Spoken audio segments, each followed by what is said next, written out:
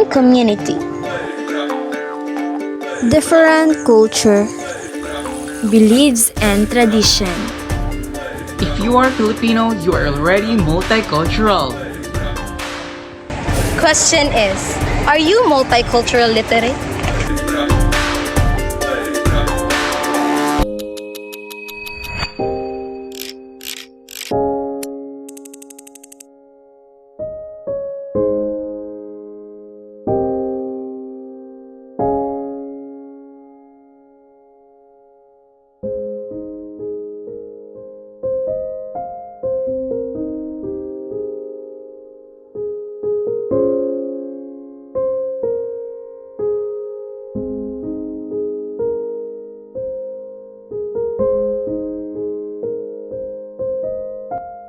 Zel, paano mo explain sa paper mo yung multicultural literacy? Kung simple lang ha.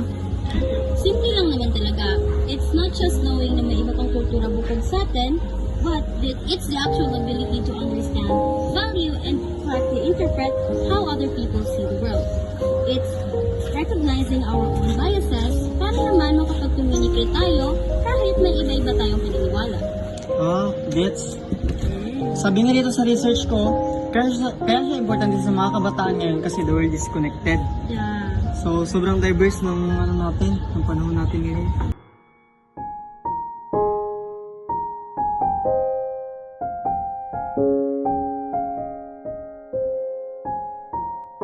Zel, nakikita ko kayo ni JP sa campus natin. Alam mo naman mahirap yan, di ba?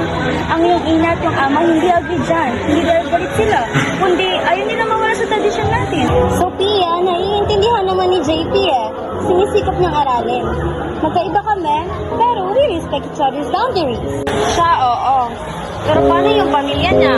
Yung lipunan niyo, hindi naman ganun kadaling baguhin ang nakasanayan para lang sa college romance. Hey JP, ang ganda at ang bait ni Zel. Pero seryoso ba? Muslim kasi siya Paano sa Pasko? Paano kung magkaanak kayo? Elder sa church yung tatay mo JP, tandaan mo yan. Paano na lang yung mga sasabihin ng mga kasama natin sa church? Baka isipin nila na iba na yung faith mo. Hindi naman sa ganun guys. Hindi lang namin gusto burahin yung pagkakaiba namin.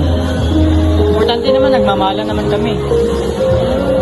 Pero ikaw na bahala.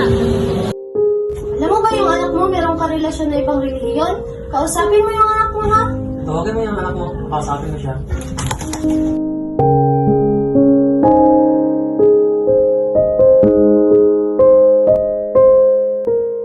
But in many parts of the world, people sometimes focus on what makes us different instead of what brings us together.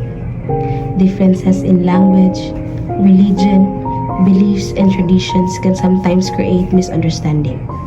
And when people do not understand each other, stereotypes, prejudice, and discrimination can begin to grow.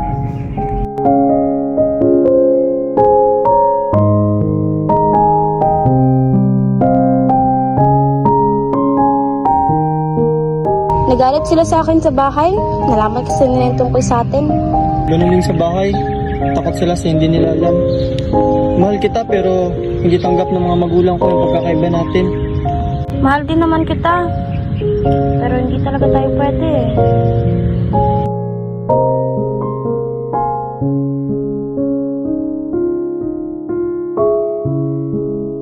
In a world that is constantly changing and becoming more connected, embracing multicultural awareness helps us grow into more empathetic, open-minded, and responsible individuals. It teaches us to appreciate different traditions, languages, beliefs, and experiences that shape who we are as individuals and as a community.